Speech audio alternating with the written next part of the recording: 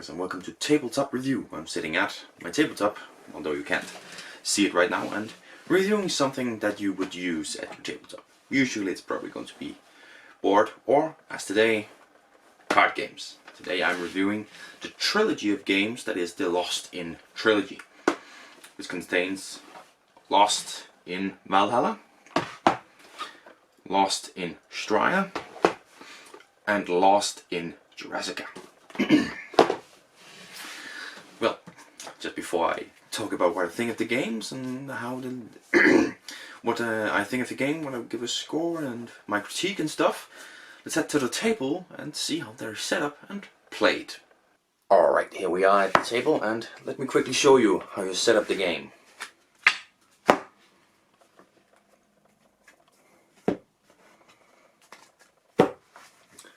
And you're ready to play.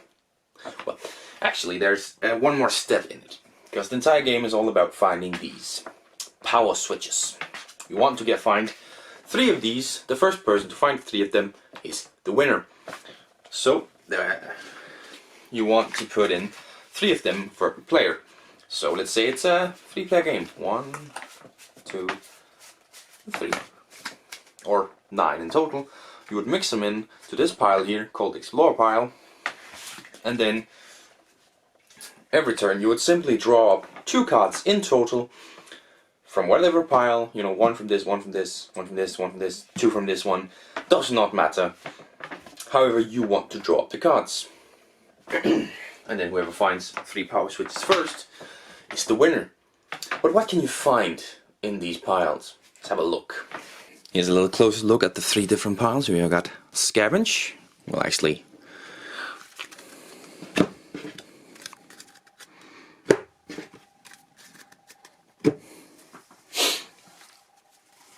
here's a closer look at the 3 different piles. So you got Scavenge, Craft, and Explore. So Explore is where you will find Explore is where you will find the power switches, but also your enemies. Craft is the place where you will find weapons to defeat your enemies. And Scavenge is where you will find materials to craft your weapons, to kill your enemies, to go through it. So, as I said, on a turn,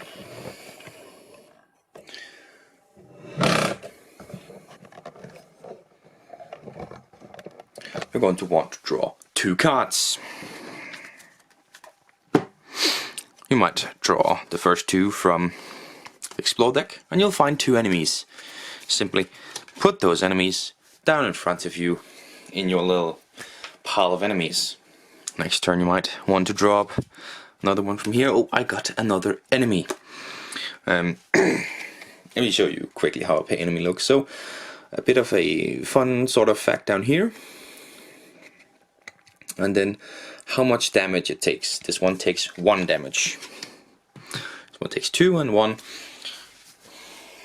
Now I've got 3 right here. I can have a maximum of only 4, which means I can only have 1 more. Well, let's draw up the next one and see. Oh, it was a power switch. How lucky of me. 1/3 of the way to victory. Let's say it's now my next turn. I'm now only allowed to draw 1 card from the Explore deck, because I have 3 right here. It doesn't matter that my next card I draw is another power switch. I'm not allowed to draw anymore from the Explore deck. So next course of action is to head into maybe the Craft one, to see what I can get. And here you see an example of a weapon, how much damage it does, and how much it costs to make. So now I want to get a hold of some materials to build it. So I might draw up some materials here. This is how they look. Nothing really to note here. Still some fun facts down here. There's that on every card. Wood and metal. You also have cloth you can make to... Oh, there's nothing more. And here you can see an example of something to use for cloth. A bandage. Well, anyways, it's once again my turn, and now I have 2 weapons which needs this to be crafted, and luckily enough I have everything needed. So I discard my materials, just make a discard pile anywhere, and now I have these 2 weapons. deal out 3 damage and 2 damage. So that is 5 damage in total. And now on here I had 1, 1 and 2 damage, which is 4 in total. So I can defeat them. The only thing about that is I will lose 1 damage, because I will spend 5 to defeat 4. And that is lost. I will not get that back, because these ones will be discarded. My enemies will be discarded. And I lose it. Or we can rewind. And I choose to use just the 3 attack one to get rid of my strongest opponent and one of the other ones. And save this one 2 damage for whenever something else shows up.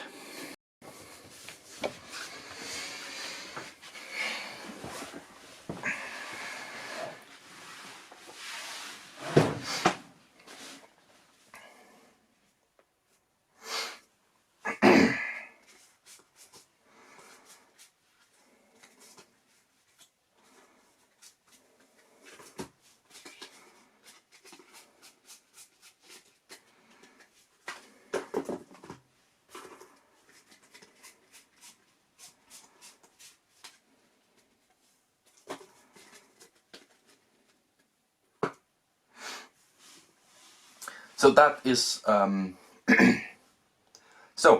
is the basic cards in the decks, but all of the decks have some special cards in them. Now I actually want to show you all the cards from all the games, because they vary a little bit in Craft and Explore, but in Scavenge they're basically the same. They are food themed. So in Lost in Valhalla, all you can get are different kinds of Norse feasts. You know, food themed. In Lost in Straya, what you can get is Strayamite, again food themed. Then in Lost in Jurassica, you can actually get some different named things, but again food themed, and they do the exact thing. You can get T-Rex, pterodactyl leg, chalk bar, amber pup, and a boiled egg. Now all of these do the same. They're completely free. You find them in the Scavenge deck, and they can deal 4 damage. What I think of them, I'll tell you a little bit later on. Let's look at the Explore deck, and in Lost in Valhalla you simply get health potions, doing the exact same thing as the feasts, simply giving you 4 life. A little overpowered, but not as overpowered as the Lost in Straya stuff. You get camps, and these camps get rid used to clear all of your creature cards or save for future use. Discard this card when used. Get rid of all your enemies. You can have the 4 strongest enemies, 5s and 4s, and you just get rid of them. Again, next segment I'll talk about that. Now in Lost in Jurassica you get a little bit of variety. You get a storage shed. Probably one of my favorite ones. So there's only 2 of these ones, but you found an abundance shed. You can pick an item card, which is a craft card.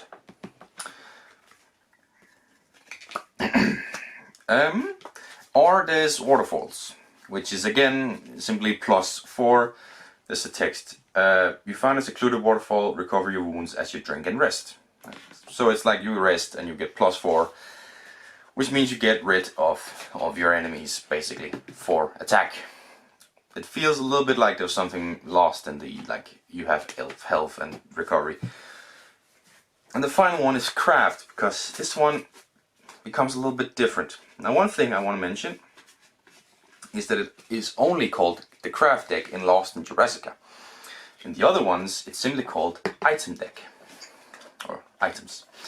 That's a little bit interesting, but let's start off with looking at Lost in Valhalla. You get 4 different ones. You get Draupnir. Steal someone's resurrection rune for yourself. A pretty decent card. Skippy's Axe. choose a player to skip their next turn. That one will return. Schwalin. Give someone all your foe cards. Again, pretty powerful. But the thing I like about this one, it shows up once and then it's gone. And then Odin's Eye looks through 3 explore cards without showing anybody else. Keep any beneficial cards. A pretty decent thing. So basically they're item cards that give you a little bit of a one-time ability. There's only 4 of them. Maybe you wanted a few more different ones because this is a 1 to 6 player game. But it's okay, you know, you get something different to do than fight, and it's a little bit take that, of course. Think of that what you want. Then we get to Lost Straya, which have a lot of these ones, and they're quite different. So you get 2 roadkill, and that's choose a player to skip the next turn. So we get 2 skip a player's turns. In this one, you got a tattered map. And this one is pick up 2 additional cards this turn, so different ability.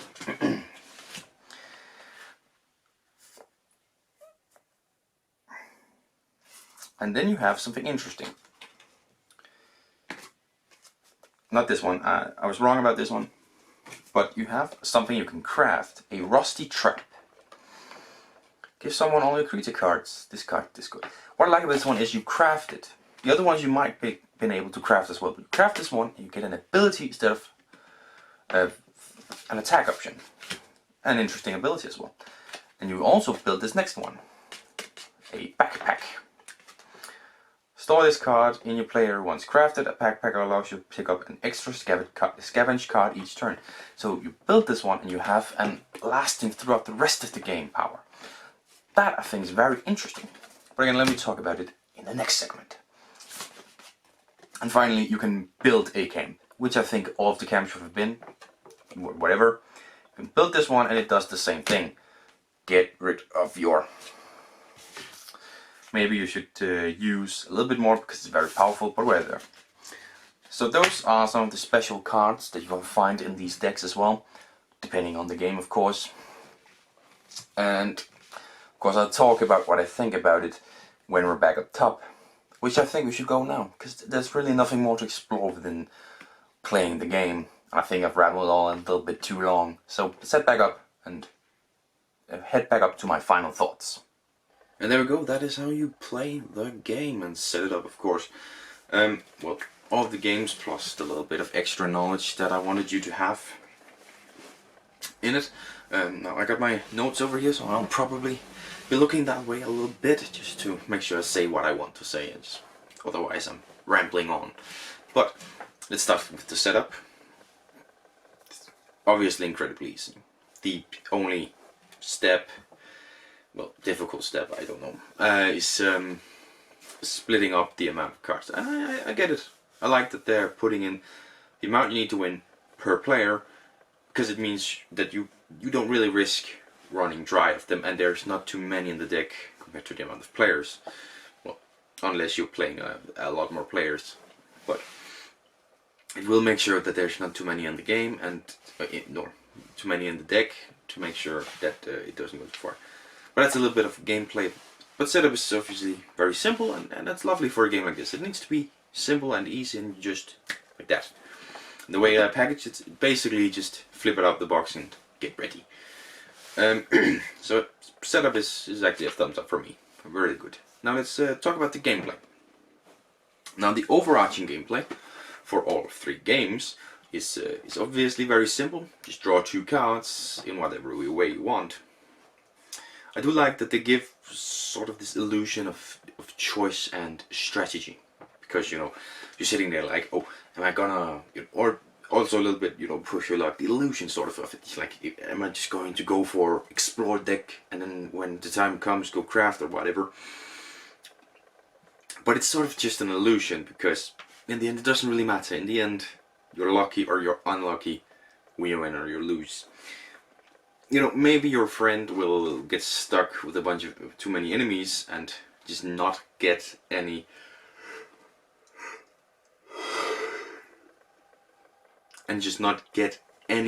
weapons that he can craft, that he can use. That could happen. Um, but yeah, basically it's about luck, but it gives you sort of this illusion of choice. And I think it's pretty fun. I think this little bit of a delusion of choice and what the things are. Set the luck aside, so it not doesn't feel like, oh well, whatever I do, I'm not going to win because I'm not lucky. Whatever. Takes that away and makes it a little bit better than a completely luck-driven game, such as Monopoly, for example.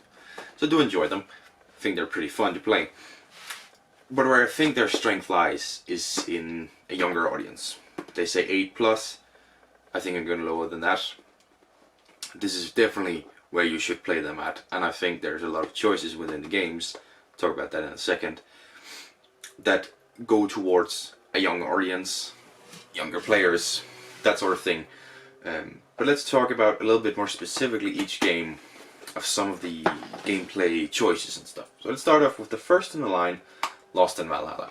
This one was released in 2020, just for your knowledge. Came through Kickstarter, and it's the worst one of them, I'll be honest right there. And there's a few reasons why. I've got a little bit more critique than I have thumbs up for this one. So first of all, there's a lot of free weapons. You know, normally you would craft the weapons, but in this one there's a lot of free weapons. In terms of 1 damage weapons, there's a decent amount of free weapons. I can understand the choices. But when you look at the 2 attack weapons, the ones that deal 2 damage, almost all of them. Almost all of the that's so close. I think it's like 90%. I didn't count it up properly. But almost all of the 2 attack cards are free. You don't have to craft them to use them. What? I can understand, as I said, the one attack ones. There's a few to add a little bit of ease into it, but like almost all of the 2 ones. Oh my god. Then we come into 3 ones. There's a few 3 attack weapons. All of them you need to craft, so that's nice. Now, maybe I wouldn't have such a big problem with the free weapons if it wasn't for the fact that enemies are really weak.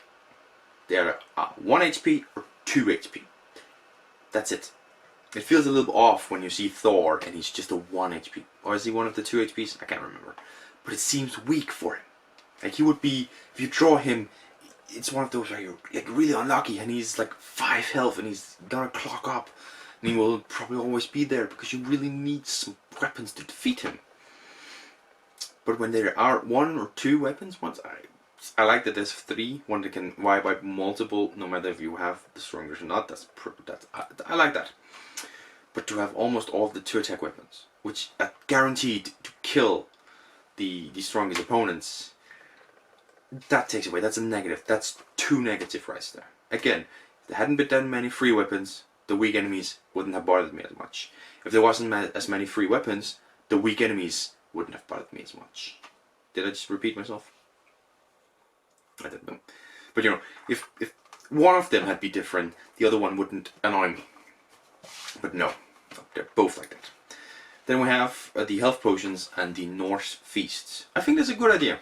Having this kind of a pretty powerful thing you were lucky enough to draw. I just don't think it was executed properly. I think something lacking. I don't really know what it is. Like, I would rather remove them from the game than play with them. I don't know exactly what it is about it that that I would change. But it's just to almost all of a sudden draw that, and again with the weak enemies, maybe that is it again. If the enemies had been stronger, would I have as much of a problem with it? Maybe not. But one thing I want to say is that the special items, I really love them. I would love to have had more of them rather than the free weapons. I really like the idea of that. I'm someone who enjoys a bit of take that, so that doesn't bother me. But I like the fact that we can get them. In later of the games, one of the games, you could craft them, and I love that idea even more. Building on some of one of the best things about this game. And I do want to mention that the enemies are quite balanced, that they're 1 and 2 damage. Again, it's just the free weapons that is going to ruin that for me. Otherwise they're quite balanced, which is nice. So it doesn't get too It's difficult, but it's not quite too easy either. Well, then you got the free weapons, too easy. That's what I have to say about Lost in Valhalla. Let's move on to the second one, also released in 2020. Lost in Jurassica. Wait a second.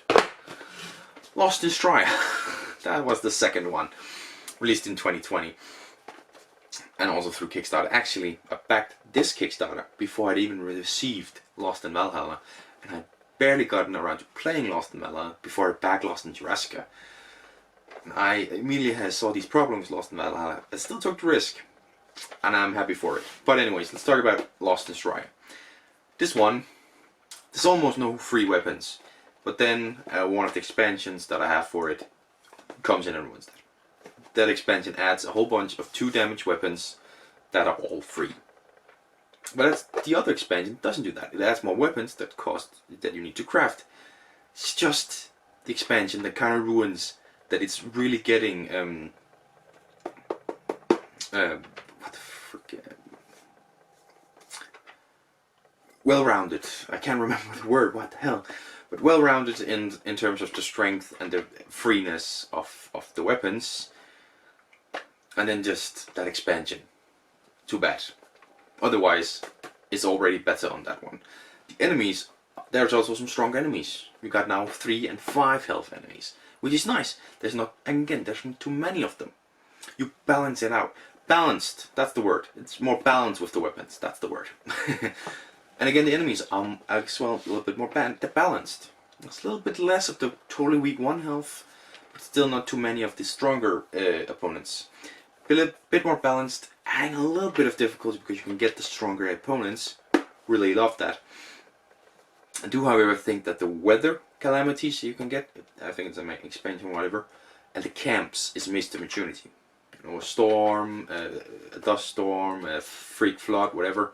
You need a camp to survive that.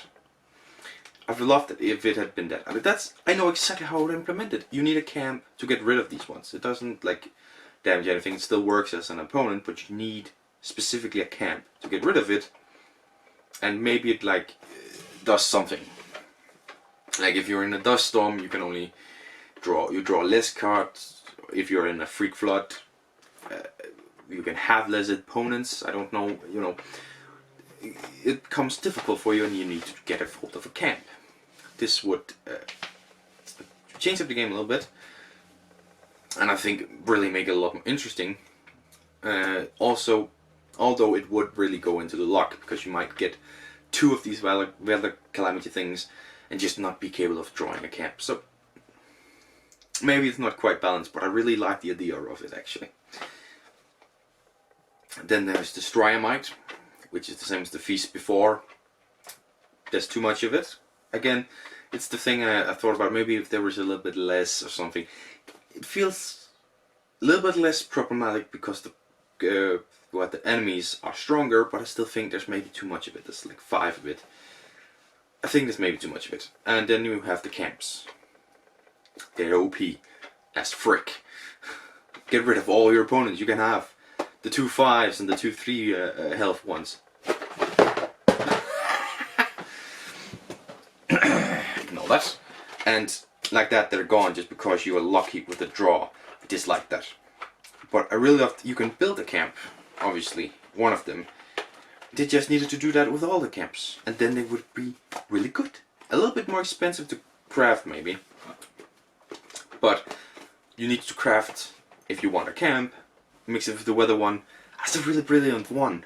So that's sort of like something that's so close to being really good. I would really put this one higher. Maybe it would be my favorite if that was how it was. But as it is, Straya in the camps just make it too easy. Again, too easy. But as I said in Lost in Valhalla, this one you craft some of your items. Some of them are still free. Some of them you craft to get a special ability, one-time use. I like that. They're not too expensive to craft. It feels a little bit more balanced. And that's something about this one, is that with the weapons and the enemies and now the items, it feels more balanced. And then in steps the camps and the Straya to throw it a little bit out. Otherwise, I think this is an upgrade to Lost in Valhalla and a progression in the correct way. That's great. Let's talk about Lost in Jurassica last. This one was released in 2021 instead of 2020. Still through Kickstarter and all of that. And this one, I think there's just like one or two too many free weapons. But like, it's alongside Lost in Straya, it goes down that one and it feels a lot more balanced. Maybe just one or two too many, but not really a problem. It keeps the stronger opponents, same like opponent options as Lost in Straya in terms of strength. Great, I already talked about that, loved it. And again, with the Straya Might, this one also have different foods. I love that it's different named foods. That's pretty neat. But there's just a few too many. And then you have the waterfalls. There's fewer waterfalls, and it's like you rest to recover. There you have something. Feels a bit more balanced than they did food stuff. There's not that many of them. Sort of onto the log one. Feels a little bit more, you know, balanced. Pretty neat. I like that. But again, it's something where you like, you go to rest and stuff. You could maybe do something with storms or whatever, like the other one with the weather and camps. That's an idea, close to having an idea right there. Love it. And then there is the storage sheds that you can find. Absolutely love those. There's only two of them. Maybe I would have wanted those instead of the waterfalls completely. And then you get to draw an extra card just once. I love that, and it's like random, you find it, oh my god, it fits the theme perfectly. Which is something I didn't talk about in the other ones. Where I think the weather and camp thing, if that had been, like I explained, that would have been so suiting to the Lost in Straya, the Australia theme. Lost in Valhalla, the Norse Feast actually makes sort of sense, because that's the thing about Vikings, well, at least you don't. And maybe the free weapons sort of make sense in terms of it as well. There would be a lot of weapons around because it is a warrior culture. So, sort of thematically it makes sense. Too bad it goes against the game itself. But I think they have some thematic things all the games. But this one, the best with those storage sheds, really is a great little thematic thing for it. I really love it. It's this one-time use. Then you have, again, items. Great, they're still there. Still love them. This time you don't craft them, they're free, like in Lost in Valhalla. But again, maybe I wanted to craft it. Then you have the backpack, which gives you a permanent upgrade. I love it. You craft it and you have a permanent upgrade.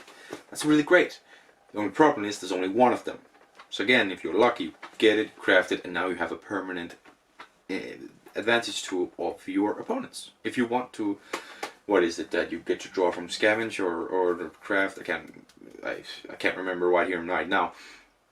That's great, because maybe you need to draw from that deck, but you want to draw maybe one from all three decks. You now can. Or maybe you want to draw to explore and hope that you can, in the craft deck, get this one card, this weapon that you can craft with the items you already have. Great, you can do that now.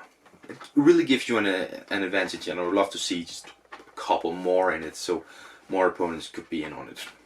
But otherwise, way more balanced, a bit more thematic. I really love it. I really love it, and it's definitely based on Jurassic Park. But yeah, I really like this one.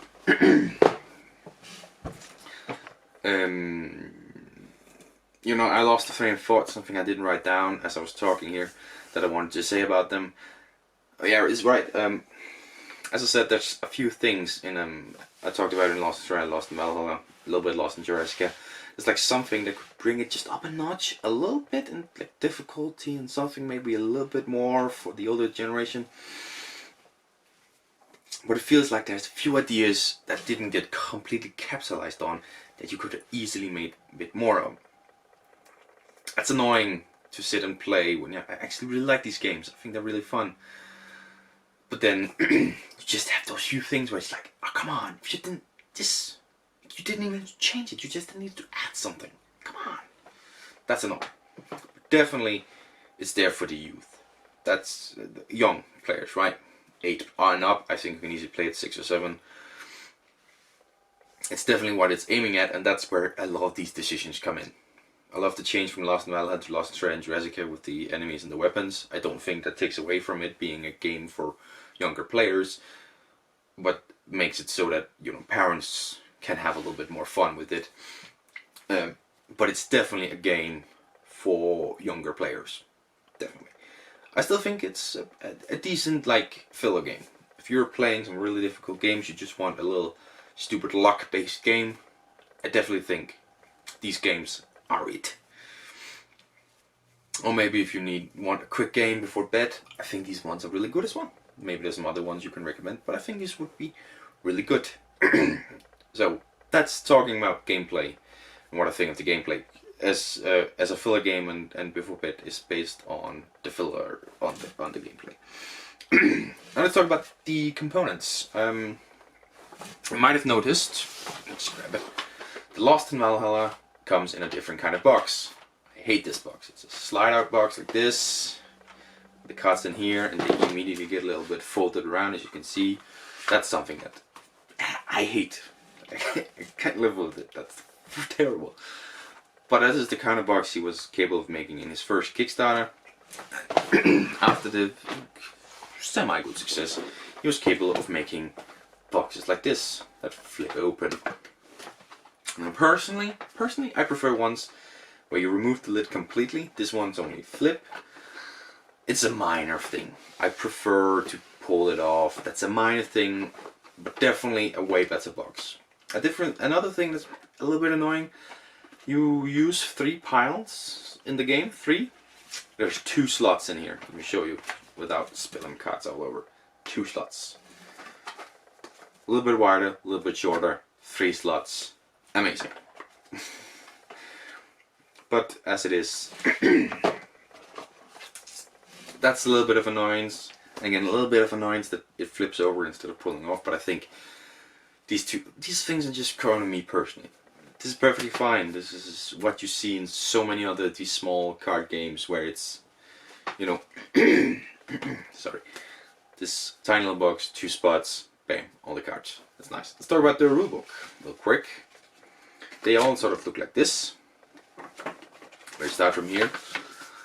They aren't 100% intuitive as to where you want to start reading, because obviously you flip through a book like this, so maybe you want to flip around like this, and if you do that, then you come to the right space and oh hey, it folds up like this.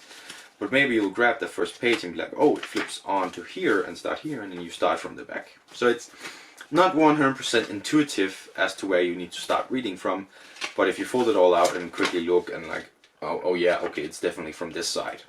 It's pretty quick to see, but it's not 100% intuitive.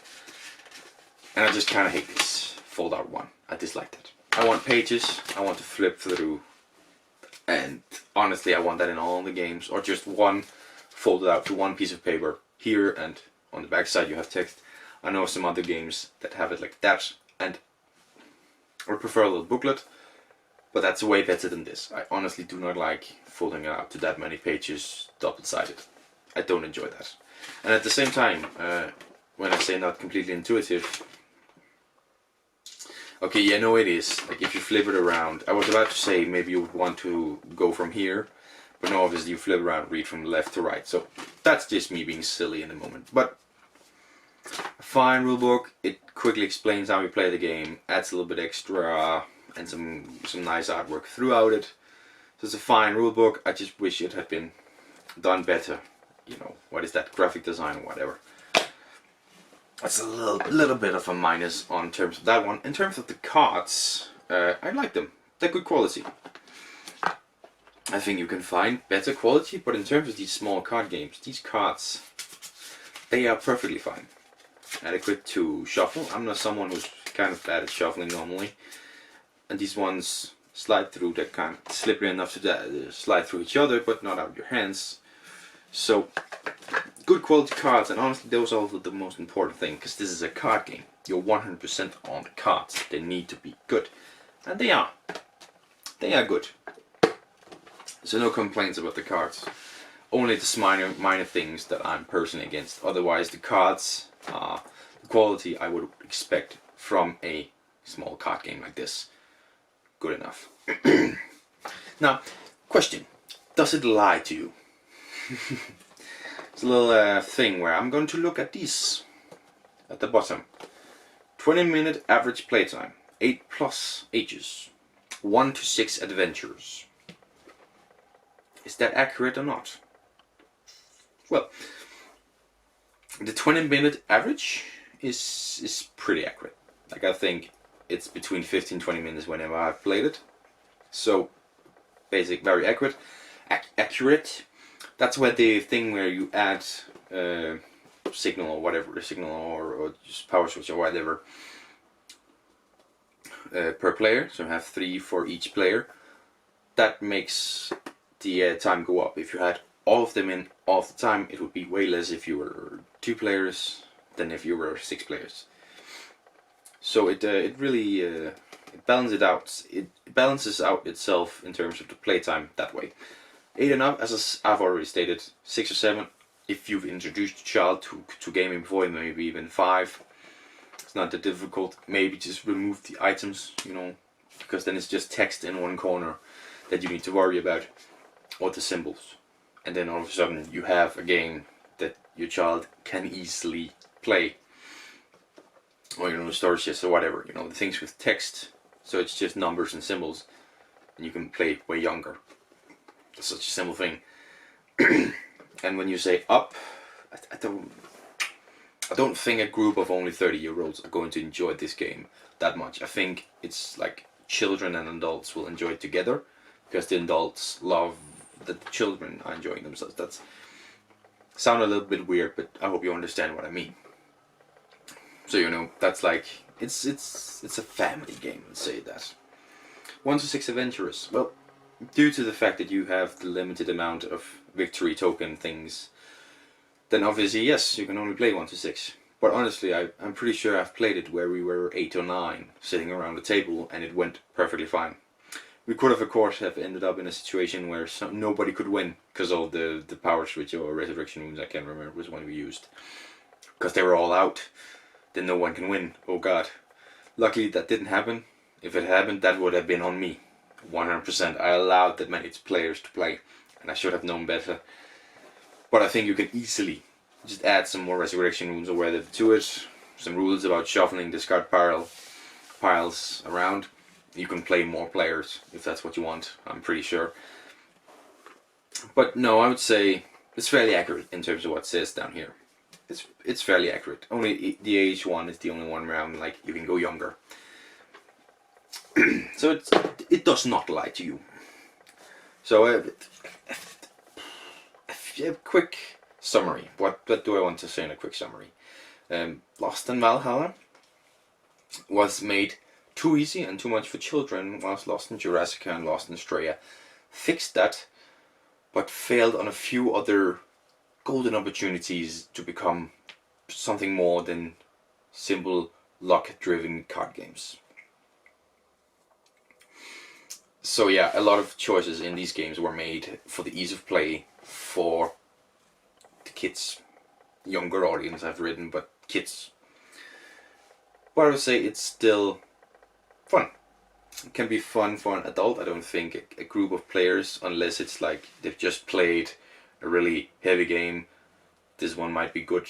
Otherwise, it's most definitely for not avid players, gamers, or just families. That's where I think the strength of these games lie. If some of these decisions had been a little bit different, maybe I would say it was higher. So my final score is quite simple. Lost in Valhalla will get a 5 out of 10 from me. The things are keeping it down, but I don't think it's gonna go way below. It's just a middle game, you know, 5 out of 10, that's the middle. That's where I will put Lost in Valhalla, because of these few decisions that have been made and all of this. This is where I'm going to put them. It drags a little bit down, but I don't think it goes into being in the bottom half of ratings, because it's still fun enough, right? Whereas Lost in Jurassica and Lost in Straya, I'm going to give both of them a 6 out of 10. They are that little bit better because of, you know, diff weapons and enemies is the thing I'm pointing out a lot. And a few other things. Maybe Lost in Straya will go down to a 5 over time, whilst Lost in Jurassica will probably stay a 6 out of 10 for the time being. But that is my final score of them, and the final big question to answer in this little episode. Am I keeping these games? Lost in Jurassica and Lost in Straya 100%. I'm not 100% sure on Lost in Valhalla if it'll stay as far as long. For now, I'm keeping all 3 of these games in my collection because I'm likely to pull them off the shelf and play. I really do enjoy these games. I think they're quite fun. So yes, they are. I am keeping them all 3 for the time being. And that is my little review of these 3 games. I will make sure to review some bigger and more complicated games. But for now, that is it. I hope you enjoyed. Hope I have not made it too long. Fingers crossed on that one. But if you enjoyed it, please consider liking the video and subscribing. And I'll see you in the future.